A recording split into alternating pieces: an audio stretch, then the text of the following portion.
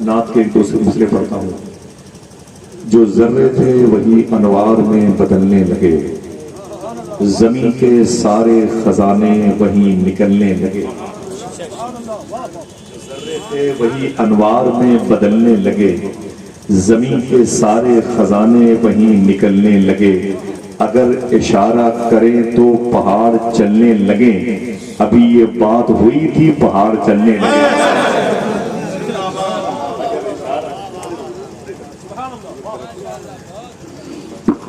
جو ذرے تھے وہی انوار میں بدلنے لگے، زمین کے سارے خزانے وہیں نکلنے لگے. اگر اشارہ کریں تو پہاڑ چلنے لگے، ابھی یہ بات ہوئی پہاڑ چلنے لگے. شاعر نے کہا تھا اول تھا جو اسی کو مؤخر بھی کر دیا. بیٹھے رہیے کہ جائیے کہ نہیں، بس اگر جانا ہو تو دل چھوڑ کے جائیے.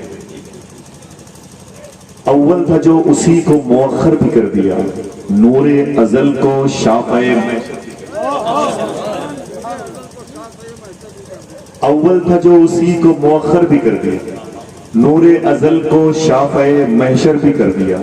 محبوب لم یزل تو ہیں ایک بحر بے کرام، اور اس پہ ان کو ساقی کوثر بھی کر دیا، اور اس پہ ان کو ساقی کوثر رکھ کر خدا نے نام نبی باد لا الہ وحدت کا ایک امین مقرر بھی. محبوب لم یزل تو ہیں ایک بحر بے کرام، اور اس پہ ان کو ساقی کوثر بھی کر دیا. علامہ شاہ مخدوم گرامی استاد العلماء معلم العلماء علامہ حنفی صاحب قبلہ بیٹھے ہوئے ہیں. ایک مصرع ہے جس کا مجھے حکم دیا گیا کہ پڑھتا ہوں نعت کا کہ رکھ کے لب اس میں محمد پہ ہٹاتا بھی نہ تھا. رکھ کے لب اس میں محمد پہ ہٹاتا بھی نہ تھا، جب مجھے نام نبی ٹھیک سے آتا بھی نہ تھا. آپ پہلے ہی معافی اسے دے دیتے تھے، منتیں کر کے منانا جسے آتا. آپ پہلے ہی معافی اسے دے دیتے تھے. حضور کا کریکٹر کیا تھا، حضور کی سیرت کیا تھی؟ بھائی اور بہنوں سے اختلاف نسلوں تک آگے بڑھ رہا ہے. آئیے حضور کی زندگی دیکھیں. رکھ کے لب اس میں محمد پہ ہٹاتا بھی نہ تھا، جب مجھے نام نبی ٹھیک سے آتا بھی نہ تھا. آپ پہلے ہی منتیں کر کے منانا جسے آتا بھی نہ تھا، اور تھام لیتا تھا کوئی وقت ملاقات جو ہاتھ، کیسا آقا تھا کبھی ہاتھ چھڑاتا بھی نہ تھا.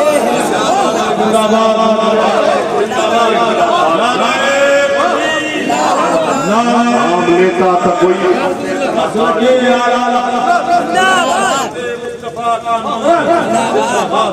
تھام لیتا تھا کوئی وقت ملاقات، کیسا آقا تھا کبھی ہاتھ چھڑاتا بھی نہ تھا. آپ ہی آپ اترتے تھے فرشتوں کے ہجوم، بادشاہ ایسا تھا دربار سجاتا بھی نہ تھا. آپ ہی آپ اترتے تھے فرشتوں کے ہجوم، بادشاہ ایسا تھا دربار سجاتا بھی نہ تھا. اپنے کاندھے پہ نواسے لیے چل پڑتے تھے، گود میں جب کوئی بچوں کو بٹھاتا بھی نہ تھا. تھام لیتا تھا کوئی وقت ملاقات جو ہاتھ، کیسا آقا تھا کبھی ہاتھ چھڑاتا بھی نہ تھا. بڑے بڑے اشعار کی فرمائشیں ہیں مناقب کے اور نعت کے. اللہ کی توفیق ہوگی تو انشاءاللہ باتیں ہوتی رہیں گی. آپ نے میرے سلام کا جواب دیا ہے، بڑے ادب سے درود شریف مل کے پڑھتے ہیں. ایک بات یاد کر لیں کہ میرے دوست ہیں اسی گونڈا علاقے کے، ان کا تقریباً 5 مہینہ پہلے کا، اور میرے دوست ہیں الہ آباد کے، ان کے بیٹے کا خواب دونوں کا یکساں ہے. میں ان باتوں کو مسجد خداوندی میں بھی بیان کر سکتا ہوں، کعبہ شریف کے مطاف میں بھی بیان کر سکتا ہوں. اتنی سچی بات حنفیہ طور پر بھی. تقریباً 5 مہینے کی عمر ہو چکی ہے اس مبارک واقعے کی. دونوں میرے دوستوں نے ایک وقت میں خواب دیکھا، قریب آقا کریم صلی اللہ علیہ وسلم کی زیارت کا شرف پایا تو حضور صلی اللہ علیہ وسلم کی آنکھیں بڑی بھیگی تھی، بڑی نمناک تھی، اشک باری کی فضا قائم تھی. حضور رو رہے تھے. میرے آقا کی رونے کی آواز بلند سے بلند تر ہونے لگی. تو دونوں کا کہنا تھا کہ بھائی میں نے حضور سے سوال کہ آقا میری خطا کو معاف کر دیں، میری تساہلی میری سستی کو اللہ کی بارگاہ میں معافی کے طور پر پیش کروا دیں، اور حضور میری ذات سے کوئی تکلیف ہو تو آپ بتا دیں آپ کے رونے کی وجہ کیا ہے۔ باغ تھانے پور باغ میں رہنے والوں بیٹھنا ذرا سا، بہت ساری مجالسیں آئیں گی لیکن یاد رہیں گی یہ باتیں انشاءاللہ۔ میرے آقا صلی اللہ علیہ وسلم رو کے ارشاد فرماتے ہیں میرے رونے کی وجہ یہ ہے کہ میری امت مجھ پر درود نہیں پڑتی۔ سمجھے، یہ 5 مہینہ پہلے کی بات، میں الہ آباد کے ایئرپورٹ پر میں بڑا رویا، فلائٹ پہ تھا، بہت رویا اس دن کہ آج ہماری ذات سے حضور صلی اللہ علیہ وسلم کے دامن بھیگ رہے ہیں حضور کی وجہ سے۔ حضور فرماتے میری امت مجھے بھول گئی ہے، میں نے اپنی امت کے لیے اپنا کنبہ اٹھا دیا میدان کربلا۔ ایک دادا کے تقریباً 33 پوتے شہید ہوئے ہیں کربلا میں اسلام یہاں تک پہنچانے کے لیے۔ کیا مطلب ہے ظاہری طور پر معاذ اللہ کی قربانی رائگاں ہو گئی، ان کی شہادت بیکار ہو گئی معاذ اللہ؟ نہیں، لیکن آپ اس کو ذرا سا سنجیدگی سے لیں۔ میں نے حضور صوفی سلطانیہ شاہ صاحب سے اللہ سے کہا، حضور نے فرمایا کہ میری امت مجھ پر درود نہیں پڑتی ہے، تو میں نے کہا حضور معافی چاہتا ہوں، لوگ تو بظاہر درود پڑھتے ہوئے نظر آتے ہیں۔ حضور کا ارشاد گرامی اس خواب کی تعبیر کا ایرو کدھر گھومتا تھا؟ تو صوفی صاحب نے جملہ ارشاد فرمایا تھا حضور کا کہنا یہ ہے جیسے درود پڑھنا چاہیے ویسے نہیں پڑھتے۔ میں نے کہا کیسے درود پڑھنا چاہیے؟ ایک جملے میں جواب دیا، آپ فرماتے ہیں جیسے نماز پڑھنا چاہیے ویسے درود پڑھنا چاہیے۔ میں نے کہا نماز کیسی پڑھنی چاہیے؟ فرماتے ہیں حضور فرماتے ہیں ایسی نماز پڑھو یا تم خدا کو دیکھ رہے ہو یا خدا تمہیں دیکھ رہا ہے، درود بھی ایسے پڑھو یا تم نبی کو دیکھ رہے ہو یا نبی تمہیں دیکھ رہا ہے۔ میں ہاتھ جوڑ کے گزارش کرتا ہوں کہ سنجیدہ ہو جاؤ، اپنی ذات سے اپنی نسلوں سے محبت کرو۔ ماں بہنوں سے بھی گزارش ہے کہ درود پڑھنے میں حساسیت کا ماحول پیدا کریں، توجہ موبائل کی اسکرین پر نہ ہو، توجہ آپ کی حضور کی طرف۔ یہ درود ڈسٹینس کو ختم کرتا ہے، یہ درود یہاں سے مدینے کے فاصلے کو ختم کر دیتا ہے، درود آپ کو حاضر باش ہونے کی صلاحیتیں عطا کرتا ہے، درود آپ کو حضور کی بارگاہ میں حاضری کے آداب بجا لانے کے آئین سکھاتا ہے۔ یہ درود ہے، درود دنیا کے کسی ملک میں آپ ہوں حضور پر درود پڑھیں تو خبر مدینے والے کو ہو جائے۔ یہ عقیدہ کس کا ہے؟ ہاں تو خدا بتائیں کس کا عقیدہ؟ بڑی پرانی بات اکثر نظامت کے حوالے میں نے بتائی، آج یہ بات پھر بتاتا ہوں تاکہ میری ماں بہنیں بیٹھی ہیں اور آپ بیٹھے ہیں، اس پر سنجیدہ ہو جائے۔ میں کرنی ادھر نہیں کرتا بھائی برے اور علامہ بھی نہیں، ڈاکٹر کچھ بھی نہیں، میں مریض آدمی ہوں۔ حقیقت یہ میں تو 10-20 لوگوں کے قریب بیٹھ کر کے حضور کی باتیں کرتا تھا۔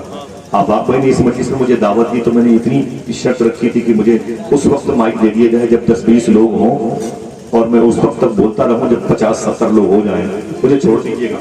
پھر بعد میں میرا میدان وہی نظامت کا ہے، لیکن میرے بھائیوں نے اپنے قدم کے غسالے سے مجھے نہلایا اور پھر یہاں لا کر کے آپ سے روبرو کیا ہے۔ اور ان مشائخ کرام کے تھوڑی سی باتیں سن لیجیے گا، ایک بڑی ذمہ داری ہے مجھے یہ ہے کہ موسیٰ علیہ السلام نے اللہ سے فرمایا کہ میرے مولا اس قصبے کے بارے میں تیرا حکم کیا ہے؟ اللہ نے فرمایا موسیٰ اس قصبے پر میرا عذاب نازل ہونے والا ہے۔ تو موسیٰ علیہ السلام کہتے ہیں کہ میرے مولا میری خواہش ہے کہ اس قصبے میں ایک بڑا نیک آدمی ہے، ایک زاہد ہے، ایک عبادت گزار ہے، اس کو اس شہر سے قصبے سے نکال لوں پھر تو اپنا عذاب یہاں نازل فرمائے گا۔ معلوم ہے اللہ نے کیا کہا؟ اللہ نے فرمایا موسیٰ عذاب اسی کی وجہ سے آنے والا۔ سنے ممبر کے جو علماء بیٹھے ہیں اپنے بڑوں سے معذرت چاہتا ہوں اور آپ سے بھی گزارش کرتا ہوں، ہم اور آپ دونوں اس وقت ایک گلستان میں ہیں اور ہم ان سے مخاطب ہیں جو ہمارے قائدین ہیں۔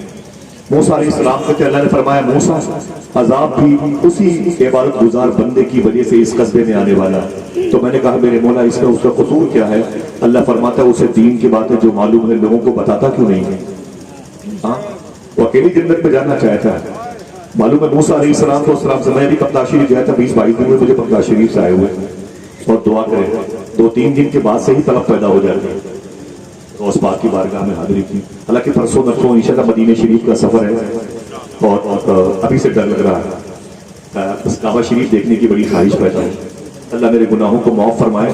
آپ سے گزارش ہے کہ اپنی زندگی سے، اپنے شام و سحر سے اپنے بچوں سے محبت کریں، ان سے پیار آخرت کے لیے کریں، آپ کی ذمہ داری بنتی ہے۔ آپ آزاد نہیں ہیں، آپ سے کہا جاتا ہے آج سے آپ سچ بولے تو بولے ٹھیک ہے جمعہ سے سچ بولیں گے اور جمعہ سے نماز پڑھیں گے، یہ کام جمعہ سے چھوڑ دیں گے۔ یہی ترکی اور شام والے بھی کہہ رہے تھے اور 40 سیکنڈ کے اندر تقریباً 4 لاکھ لوگوں کی موتیں واقع ہوئی۔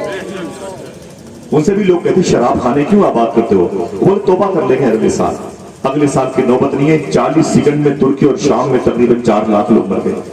اخبارات کی زینت ہے 50,000 70,000، سمجھ رہے ہیں؟ وہ شہر اس کا رجسٹر تک غائب ہو گیا جو یہ بتاتا کہ اس شہر میں کتنے لوگ رہتے ہیں۔ ہم اور آپ کہاں جائیں گے؟ کیا مطلب ہے بھائی؟ تھوڑی سی ذمہ داری سمجھے۔ یہ موسیٰ علیہ السلام ہے۔ میں بغداد شریف جا رہا تھا تو صوفی صاحب نے ایک بات کہی، مجھے بات یاد ہے۔ فرماتے ہیں کہ بیٹا تجھے آج ایک نصیحت کرتا ہوں۔ میں نے کہا بتائیں، تو کہتے ہیں آج تک میں نے یہ بات کسی سے نہیں بتائی۔ میں نے کہا بتا دیں حضور۔ تو صوفی صاحب کہتے ہیں کہ اللہ نے موسیٰ علیہ السلام کو طور پر ہم کلامی کا شرف عطا فرمایا تھا، باتیں کی تھی، اللہ نے باتیں کی تھی، لیکن جب بات کر کے اترنے لگے تو موسیٰ علیہ السلام سے اللہ نے فرمایا موسیٰ جا رہے ہو، مجھ سے باتیں کرتے ہو، بڑے خوش قسمت ہو، لیکن ایک بات یاد رکھنا، جب تک تمہارا ایک قدم جنت میں نہ چلا جائے تب تک مجھ سے ڈرتے رہنا۔ کس کے لیے تھا یہ؟ ہمارے اور آپ کے لیے۔ ایک دم کوڑا کباڑ بنا کے رکھ دیا، کوئی مطلب نہیں، کوئی مطلب نہیں۔ بسوں پہ ہیں، ٹرکوں پہ ہیں، اسٹیشنوں پہ ہیں، ایئرپورٹ پر ہے، کہیں سے کوئی بدوباش نہیں، کہیں سے کوئی مذہبیت کی بو نہیں آتی۔ اللہ تعالیٰ ہم سب کے دلوں کو مسلمان بنا دے۔ آمین۔ بولے آمین۔ ایک بات، درود پڑھنے کی بات پورا شہر مل کے 100 مرتبہ درود نہیں پڑھتا، نمازیوں کی اور ماں بہنوں کی بات نہیں کرتا، مل کر کے درود نہیں پڑھتے، سمجھ رہے ہیں آپ؟ اللہ اکبر۔ اس کے انعامات کتنے تھے، اس کے فضائل کتنے ہیں، اس کے برکات کتنے ہیں، درود پڑھنے والے سے پوچھیے۔ بڑی مشہور بات ہے، بڑی مشہور بات ہے۔ یہ بصرہ جو کویت سے ملا ہوا شہر ہے، عراق کا ایک ملک ہے جس ملک میں حضرت زبیر بن عوام لیٹے ہوئے، سبحان اللہ کے، جس شہر میں زبیر بن عوام لیٹے ہوئے، ان کے قریب میں ایک تابعی ہے عبد الرحمن، ان کے قریب میں ایک صحابی رسول ہیں جن کا نام ہے حضرت عتبہ بن غزوان۔ میں ان کی مزار شریف پر کئی مرتبہ گیا ہوں، یہ بغداد شریف سے 650 کلومیٹر کے فاصلے پر ہے۔ حضور سید شفاعت میاں شاہ صاحب قبلہ نے ان کے بارے میں ایک بات بیان کی تھی۔ بولے ایک جنگ میں تھے عتبہ بن غزوان، تو ایک دشمن کا پیچھا کرتے کرتے دوڑا لیا اسے، جب اسے مارنے کے لیے زمین پہ اڑا کے پٹک دیا نا تو سامنے خیمے کا پردہ ہٹا کے ایک لڑکی آ گئی، بڑی خوبصورت تھی، بڑی جاذب تھی، اس کے ہونٹ اس کے گال بڑے پیارے تھے۔ تو عتبہ بن غزوان اپنے دشمن کو چھوڑ کر کے اسی کو دیکھنے لگے، اسی کو دیکھنے لگے، بہت دیر تک دیکھنے لگے۔ اچانک یاد آیا یہ ہم نے کیا کیا، جن آنکھوں سے حضور کو دیکھتے تھے ان آنکھوں سے کسے کہتے تھے کہ تلوار کے مونڈے کو یوں کیا اور زور سے مارا تو ہڈی کے پاس سے وہ آنکھ کا ڈھیرا باہر نکل گیا۔ اپنے اسے زمین پر گرتا ہوا دیکھا نا آنکھ کے ڈھیلے کو، تو اپنے پیر سے اسے مسل دیا اور چیخ کر کے بولے میں وہ اس آنکھ کے ڈھیلے کو اپنے چہرے پہ نہیں رکھنا چاہتا جو حضور کے علاوہ کسی اور کی طرف دیکھنا چاہتا۔ یہ کیا مطلب ہے؟ دعائیں مانگی گئی ہے، سنا ہے آپ ہر عاشق کے گھر تشریف لاتے، میرے بھی گھر میں ہو جائے چراغاں یا رسول۔ ایسے گھروں میں چراغاں ہوتا ہے جہاں بہو بیٹی داماد سب کے قبروں سے رات رات پر گانے بجانے کی آواز، ایسی قبروں میں دھوکہ ہے، یہ فراڈ ہے۔ امام غزالی فرماتے ہیں حسین فراڈ ہے، ایک حسین دھوکہ ہے۔ اپنے آپ کو نکالو، آخرت کے میدان میں تم کو سرخروئی حاصل کرنے والے قبیلے سے جوڑا گیا، اپنا اسٹیٹس اپنا لیبل سمجھو۔ منبر کے علماء کی بھی ذمہ داری بنتی، ان مشائخ سناگروں کے قدم کی برکتیں دیکھیں۔ تو نعت پڑھنے کی اسی بصرہ شہر میں ایک آستانہ ہے، اگر ان کا نام لوں تو آپ سبحان اللہ کہہ دو۔ یہ مولائے کائنات کے خلیفہ ہیں، حضور کی بیوی ہم سب کی ماں امی سلمہ کا مبارک دودھ پیا ہے حضرت خواجہ حسن بصری رضی اللہ۔ ان کے قریب میں وہ لیٹے ہیں جن کو امام محمد ابن سیرین کہا جاتا ہے، جن سے خواب کی تعبیر پوچھنے کے لیے وہ آتے تھے جنہوں نے 100 مرتبہ خواب میں اللہ کو دیکھا۔ امام اعظم ابو حنیفہ آیا کرتے تھے۔ اسی بصرے میں وہ مزار شریف بھی ہے جنہوں 10 سال تک مدینہ شریف میں حضور کے گھر کی سبزیاں لائی ہیں، جن کو حضرت انس بن مالک کہتے ہیں۔ اسی شہر میں ایک آستانہ ہے جن کو طلحہ بن عبید، جن کو حضور نے 10 خوش قسمت جنتیوں میں ہونے کا تمغہ عطا فرمایا تھا، جناب طلحہ بن عبید۔ بڑی مبارک زمین ہے بصرہ کی۔ میں دعا کرتا ہوں اللہ تعالیٰ آپ سب کو بصرہ کے بزرگوں کی بارگاہ کی حاضری کی توفیق عطا فرمائے۔ رابعہ بصری یہیں پر پیدا ہوئی، ایک روایت کے مطابق ایک مزار شریف ان کی وہیں ہے، میں وہاں گیا ہوں، لیکن زیادہ قول فلسطین میں ہے۔ خواجہ حسن جو بصری ہیں وہ بھی یہیں پیدا ہوئی۔ میں ایک بات کرتا ہوں، اس کو یاد کیجئے گا، نہ زور سے بولیے گا نہ کوئی اور کام کیجئے گا، میری باتوں کو سن لیں۔ میں آپ کے ہاتھ پاؤں دبا دبا کے حضور کی باتیں بتانا چاہتا ہوں۔ یہ خواجہ حسن بصری کا شہر بصرہ، رابعہ بصری کا شہر بصرہ۔ رابعہ بصری کا معلوم ہے جب ان کی پیدائش ہوئی نا تو ان کے گھر میں 3 بہنیں اس سے پہلے پیدا ہو چکی تھی۔ کتنی؟ कम से कम 3 लोग तो बोले, 3 बहनें पैदा हो चुकी थी। ये अपने बाप की चौथी बेटी होती हैं, इसीलिए इनका नाम राबिया रखा गया। राबे के माने 4 के होते हैं। लेकिन जैसे बाप को पता चला कि मेरे घर में बेटी पैदा हुई है तो बाप बड़ा रोया, बहुत रोया। वजह की गरीबी थी, रोते रोते सो गए। अगर खुश हो जाओ तो बता दूं, ख्वाब में हुजूर तशरीफ लाए। अच्छा हाथों को उठा के बताओ, हुजूर तशरीफ ला सकते हैं कि नहीं? ख्वाबों में हुजूर आ सकते हैं कि नहीं? जिसका अकीदा है जोर से बोले भाई, आ सकते हैं। और जिसका अकीदा सलाह नहीं है उसके लिए रास्ता और हमवार है, समझे भाई। हम पूरी कायनात के जिम्मेदार हैं, हमें तो अपनी भोली भेड़ बकरियों के अकीदे को संभालना। समझ रहे हैं आप? दुआ करें अल्लाह हमारे अकीदे के बाजुओं की मछलियों को जिंदगी अता फरमाए। ऊंची आवाज में बोले। राबिया बसरी की सूरत में जो बच्ची पैदा हुई वो चौथी बेटी थी। आपके बाप के ख्वाब में हुजूर तशरीफ लाए। मेरे आका फरमाते, मेरी नेक बंदी के बाप तेरे रोने की वजह क्या है? तो राबिया बसरी के बाप कहते, हुजूर गरीबी है, कहाँ जाऊं? मेरी 3 बेटियां पहले से थी, अब ये चौथी बच्ची पैदा हो गई, कहाँ जाऊं?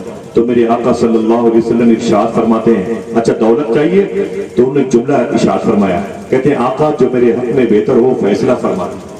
तो हुजूर ने ख्वाब ही में फरमाया, कागज और कलम लेके आओ। तो राबिया बसरी के बाप कागज और कलम लेके आए। हुजूर फरमाते एक खत लिखो। जब खत लिखने की नौबत आई तो मेरे आका फरमाते हेडिंग लिखो, ये खत अमीर बसरा के नाम, बसरा के सबसे बड़े आदमी के नाम, हाकिम बसरा के नाम, मालिक बसरा के नाम, ये खत अमीर बसरा के नाम। उसके बाद बसरा कहाँ पे? इराक में है। और हुजूर जाहिर तौर पर मदीने शरीफ में। देखें मेरे आका फरमाते आगे लिखो, अय अमीर बसरा, रोजाना तुम मुझ पर दरूद पढ़ते थे, कल तुमने दरूद शरीफ क्यों नहीं पढ़ा? जुर्माना अदा किया। आपके दिल अगर खुश हुआ हो तो इसकी भी खबर हो गई, हुजूर को हो गई। आपके दिल को ठंडक नहीं मिली तो हुजूर को इसकी भी खबर हो गई। जो कहता है हुजूर ये नहीं जानते, हुजूर ये नहीं जानते, फरमाते सूफिया उसके इस ना जानने को भी हुजूर जानते। समझिए? मेरे आका फरमाते हैं कि आगे लिखो, ऐ अमीर बसरा, रोजाना तुम मेरी बारगाह में दरूद पढ़ते थे, कल तुमने दरूद क्यों नहीं पढ़ा? जुर्माना अदा कीजिए। कीमत कितनी होगी जुर्माना की? 400 चांदी के सिक्के। कितने? ऊंची आवाज।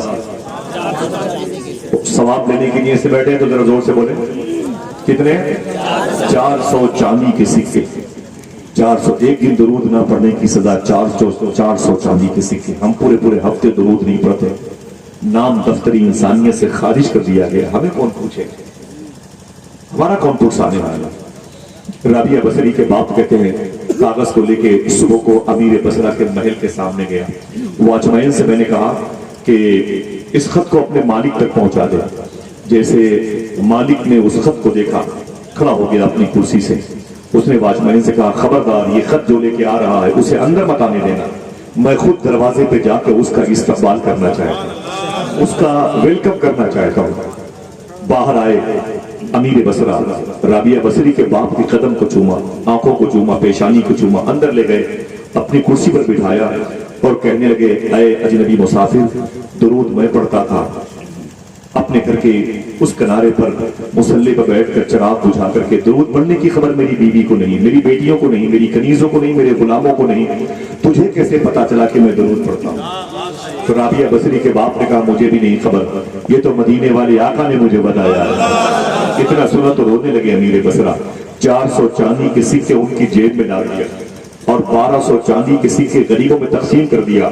उस कागज को लेके कहने लगे, ऐ मेरे वजीरों, मेरे मरने के बाद मेरे सीने के ऊपर मेरे कफन के नीचे इस कागज को रख देना, अल्लाह की बारगाह में मेरी पेशी होगी। अल्लाह फरमाएगा, ऐ हाकिम बसरा, मेरी बारगाह में क्या लेके आ रहा है? तो कह दूंगा, मेरे मौला तेरी शान के लायक तो सजदे भी नहीं थे, लेकिन ये कागज बता रहा है जिंदगी में तेरे हबीब पर मैं दरूद पढ़ा करता। कितने मुबारक चेहरे, ये समात है, ये साफ कल्ब जिसमें इल्मे अली, इल्मे रसूल, इल्मे रजा की बरकतें मौजूद है। ये शामियाने, ये कुतुब, ये फरिश्तों का हुजूम, ये मकाने गैब की बरकतें, गौसे आजम सरकार के जिक्र मुबारका के ये मुबारक लगे हुए पर्दाए गैब, ये सनसनाती हुई हवाएं, ये तुम्हारे दुरूद पढ़ने की गवाही देगी। मैंने जो बातें की ये आपके अकीदे में शामिल है कि नहीं? हुजूर सुनते हैं कि नहीं सुनते? तो रात के आखिरी हिस्से में जब मोबाइल का स्क्रीन हमारे हाथों में आता है उस वक्त हम क्यों भूल जाते हैं? हम मुखातिब सुन्नियों से, हमें कोई मतलब नहीं खिंजीर सिफत वहाबियों देवंदियों से, ہم آپ سے مخاطب ہیں. جب رات کے آخری حصے میں موبائل آپ کے ہاتھوں میں آتا ہے، اوریاں ننگی تصاویریں ہماری نگاہوں کے سامنے آتی ہیں، اس وقت ہمارا عقیدہ کہاں چلا جاتا ہے؟ سنیں، بہت غور سنیں. میرے دوست ہیں پروفیسر راؤ رضوان، لاہور میں رہتے ہیں. میری ٹوپی آپ کے قدم کے نیچے. میرے دوست ہیں پروفیسر راؤ رضوان، انہوں نے لاہور سے مجھے ایک سوال بھیجا. بولے آصف بھائی پوچھئے صوفی سلطان میاں شاہ صاحب قبلہ سے، اخلاق کسے کہتے ہیں؟ اسے بولیے گا نہیں، میں چاہتا ہوں اپنے علماء کرام. یہ لاہور کا سوال تھا. اس نے مجھ سے پوچھا کہ پوچھئے صوفی صاحب قبلہ سے. میں نے مفتی صاحب قبلہ کی قدم بوسی فرمائی اور فخر سے جوتی اپنے سر پر رکھ سکتا ہوں. نبی کی نعت پڑھنے والوں کے پیر کو چوم سکتا ہوں. سیدزادے تو سیدزادے ہیں ماشاءاللہ. یہ جہاں بیٹھ جائیں اس زمین کا بوسہ دیا جائے. ان کی خدمت کرنے والوں کی جوتوں میں اپنے بچوں کو دال چاول دیا جائے. بڑی بات ہے. سنیں، یہ دھوکہ بھی ہو سکتا ہے. میں نے پرتپاک طریقے سے مسکرا کے ملاقات کی دستبوسی کی، فراڈ بھی ہو سکتا ہے. یہ اخلاق نہیں بھی ہو سکتا. اس نے کہا پوچھو صوفی سلطان میں صاحب سے اخلاق کسے کہتے ہیں؟ میں نے کہا کہ حضور میرے دوست ہیں لاہور سے ان کے سوال ہے کہ اخلاق کسے کہتے ہیں، کیا یہی اخلاق ہے؟ میں نے آپ سے ملاقات کی، ہنس کے پوچھا خیریت ہے؟ آپ خوش ہو گئے کہ ایسے بھائی کے اندر تکبر نہیں ہے، یہ دھوکہ بھی ہو سکتا ہے. میں نے کہا آپ بتائیں اخلاق کسے کہتے ہیں؟ کہ جملے ہیں. صوفی صاحب قبلہ فرماتے اخلاق اس کا نام نہیں ہے. میں نے کہا پھر کسے کہتے ہیں؟ کہتے ہیں اخلاق تنہائی میں فرشتوں کے لحاظ کرنے کا نام. تنہائی میں فرشتوں کے لحاظ کرنے کا نام. موبائل آ گیا ہاتھ میں، نیٹ ورک کام کر رہا ہے تو پردے کھینچ دیے، کھڑکیاں بند کر دی، اب کوئی نہیں دیکھ رہا. سنیو تم سے مخاطب ہوں، تمہارا تو عقیدہ ہے تمہیں نبی دیکھ رہے. تمہیں ان سے کیا مطلب؟ شیعہ روافض خروج وہابیت ہے ابنا سے. خدا کی قسم میں آپ سے بات کرتا ہوں، آپ کا تو عقیدہ ہے کہ آپ نبی کے سامنے، نبی آپ کا دیکھ رہے. پھر کہاں سے بھٹک گئے؟ یہ کس نے بتا دیا کہ اس وقت حضور نہیں دیکھ رہے؟ ہاں اللہ تبارک و تعالیٰ جو اس کی نگاہ رحمت ہے وہ ہر چیز کو دیکھتی ہے. لیکن ایک بات چپکے سے بتا دوں، مجھے ان بزرگوں نے بتایا ہے جب میاں بیوی نکاح کے بعد ایک کمرے میں اپنی مبارک محبتوں کا اظہار کرتے ہیں تو اس وقت اللہ اپنی نگاہ رحمت کو حیا کے پردے میں. اللہ اکبر، اللہ اکبر. اللہ تعالیٰ ہمیں ہر جگہ حضور کی بارگاہ میں ہونے کے احساس دلانے والی راہ کا مسافر بنا. آمین کہہ دو محبت کے ساتھ میں، اونچی آواز میں آمین کہو. میں گزارش کرتا ہوں آپ سے، بڑی دنیا دیکھی ہے، کئی مرتبے بغداد، ایران، عراق میں بہت دیکھا میں نے، اجڑے ہوئے لوگوں کو دیکھا. خدا کی قسم جو بھول گئے تھے اللہ اس کے رسول کی خشیت و محبت کسے کہتے ہیں. آج ان کی قبروں کے نام و نشان نہیں ہے. تمہیں میرے آقا حضور شیر بے شیر سنت نے پالا پوسا، تمہیں حضور مفتی اعظم کے قدم کی برکتوں نے سنبھالا ہے. تمہیں سرکار مشاہد ملت نے، حضور تاج الشریعہ نے، خانواد برکات و حشمات و رضویہ نے تمہیں سنبھال کر کے رکھا ہے. تم پر ان کی بڑی گہری عمیق نگاہیں موجود ہیں. اسے ضائع نہ ہونے دیں. اس محبت کو برف کی سل کے طریقے سے نہ رکھیں ورنہ پگھل جائے گا. سمجھے؟ اس کو اپنے دل کے اندر سجا کر کے رکھیں، یہ بڑی نعمت ہے. اللہ ہمارے دلوں میں حضور کی محبت پیدا فرما دے.